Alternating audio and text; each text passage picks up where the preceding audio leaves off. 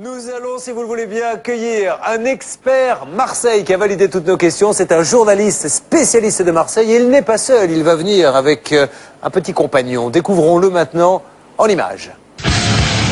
Nom, Scotto. Prénom, Serge. Profession, journaliste spécialiste de Marseille.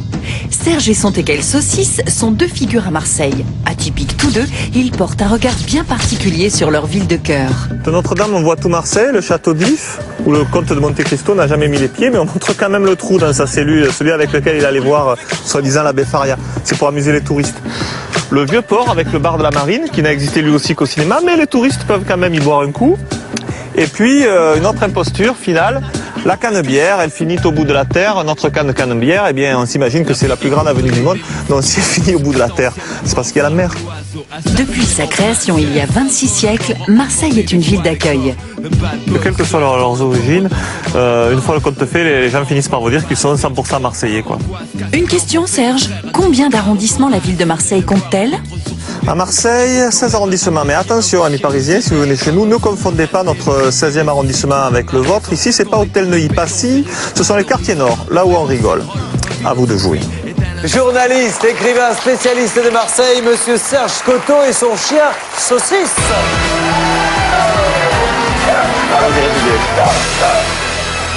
Ça, c'est toujours agréable. Tu invites quelqu'un, tu te fais niaquer.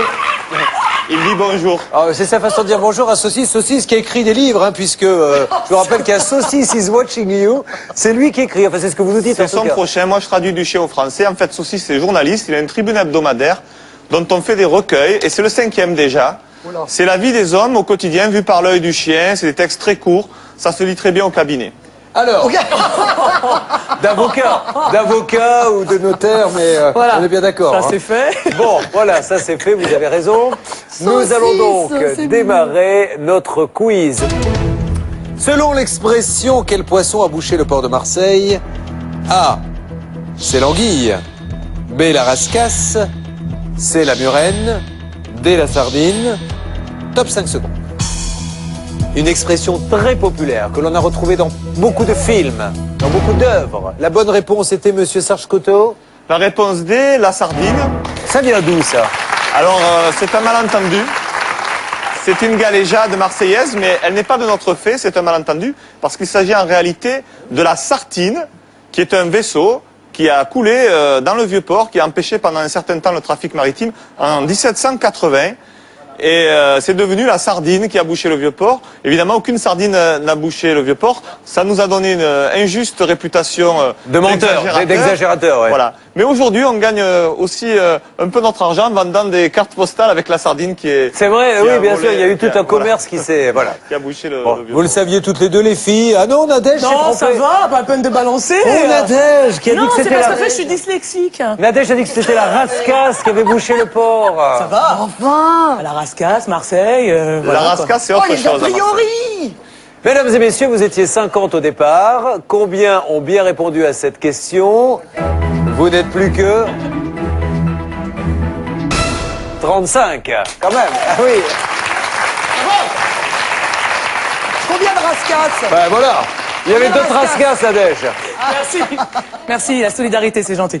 Voici la deuxième question, toujours à la recherche, évidemment, du meilleur candidat sur le thème Marseille ce soir, prime de Plus belle la vie sur France 3. Voici la question. Quel est l'ingrédient principal de la tapenade, préparation inventée à Marseille à la fin du 19e siècle? A, c'est l'aubergine. B, c'est l'olive. C, c'est le poivron. D, c'est l'œuf. Top 5 secondes. Quand même.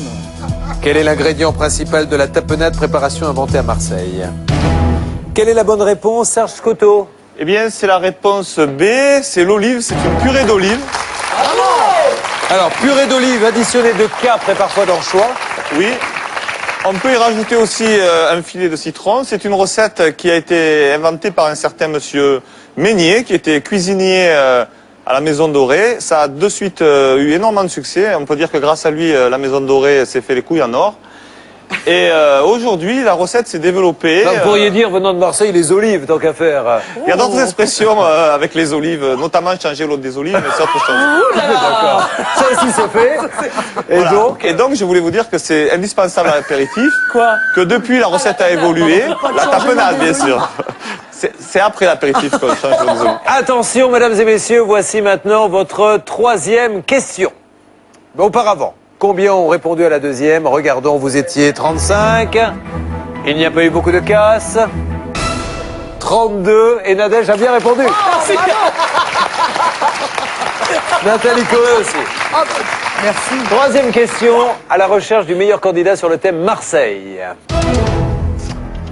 Que peut-on voir sur le logo présent sur les maillots actuels de l'Olympique de Marseille? A. Une étoile. B. Un ballon de football. C. Une coupe. D. Un oiseau. Top 5 secondes. Que peut-on voir sur le logo présent sur les maillots actuels de l'Olympique de Marseille? C'est terminé. Qu'en est-il, Serge Coteau? Eh bien, c'est facile, c'est une étoile. Pourquoi une étoile? Une étoile qui symbolise... Il y avait un piège.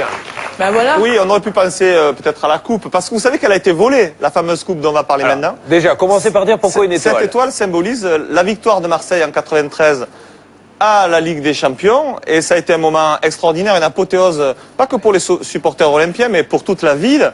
On a parlé de Marseille dans l'Europe entière de façon positive, ce qui n'est pas si fréquent, mais malheureusement, une semaine après, c'était la catastrophe, puisque c'était après qu'on ait eu ce petit triomphe, c'était l'affaire OM Valenciennes qui à nouveau nous faisait parler de nous dans les journaux de façon très négative. Est-ce que, honnêtement, vous trouvez qu'il y a une injustice par rapport à la façon dont on parle du Marseillais, qui est souvent parodié comme un glandeur, ce qui est complètement faux, parce que c'était une... Non, mais c'est vrai, qui est une ville économique, qui bouge énormément culturellement, c'est une des plus grandes villes culturelles. Comment ça s'explique, c'est qu'à un moment donné, on entretienne ça? Je crois que ça vient du fait que Marseille est une ville à part. Pas exactement française, quoi. Marseille, c'est Marseille, ça a une identité... comme une principauté, quoi, comme Monaco, qui a cette petite état. Ouais. Il y a peut-être un malentendu permanent entre Marseille et le reste de la France qui nous fait passer très injustement pour des ploucs, alors qu'on était là 2600 ans avant tout le monde. Avant tout le monde, mesdames et messieurs. oui, Même oui. Plus belle la vie. Plus belle la vie était là il y a 2600 ans. Voilà. Regardez, elle a fait les premiers épisodes. Regardez comme elle est restée jeune. Vous étiez 32. Combien ont bien répondu à cette question? Nous le découvrons maintenant. Vous n'êtes plus que 14. Qui allait tenter de répondre à la dernière question. Nadège, ce soir, ce prime, Oui. vous jouez le rôle du commissaire. Oui. Qu'est-ce que pour ceux, les rares qui regardent Quand pas la est-ce que série, tu parce vas mourir dans la série? Elle est mauvaise, elle est mauvaise. Elle est jalouse, Jalouse, jalouse. Les personnages Tu ne meurent un seras jour. jamais noir. Faut que tu comprennes vrai ça. La différence entre les épisodes quotidiens et les primes, il y a des choses particulières? Ah, par rapport à mon personnage, oui. C'est-à-dire que d'habitude, c'est une femme qui est assez stricte, limite psychorigide, on peut dire. Et là, elle se détend, elle Des se coquinades. dévoile, elle se Ouh. dénude. Dès ce soir. Oui, elle Ok. fait l'amour. Oui, mesdames et messieurs, Ce soir il est un petit peu plus de 17h. Moi, il est hors de question que je loupe l'épisode. Je vais vous laisser finir le jeu entre vous. Parce que moi, des trucs comme ça, je les loupe pas. Hein. Dis donc, France 3 a bien changé. Oui, je sais pas, il me dénude toujours dans les primes, je sais pas pourquoi. Et sur les jeux également, ça, dans quelques instants, pour ceux qui veulent bien rester avec nous jusqu'à la fin de l'émission. Alors, attention, la dernière question est une question de rapidité. La voici. Quel est le nom de la réalisation architecturale de Le Corbusier, construite à Marseille de 1947 à 1952? A. La Ruche. B. La Cité radieuse. C. La Cité Pablo Picasso. D. La Cité des Minguettes. Top 5 secondes. Quel est le nom de la réalisation architecturale? Quelle est la bonne réponse, monsieur le spécialiste Marseille? La réponse B, mais ce n'est qu'à moitié la bonne réponse. Oui, mais on va dire que c'est entier. Allez-y. Oui, et je vais vous dire pourquoi. Parce qu'à Marseille, personne il n'appelle l'appelle ça pas comme ça. la cité radieuse. Nadège, dites-nous comment on Non, l'appelle. je sais pas comment il l'appelle, mais je sais qu'il l'appelle pas comme ça. C'est La intéressant, cité, ce que je viens de dire. la cité du Fada, on l'appelle.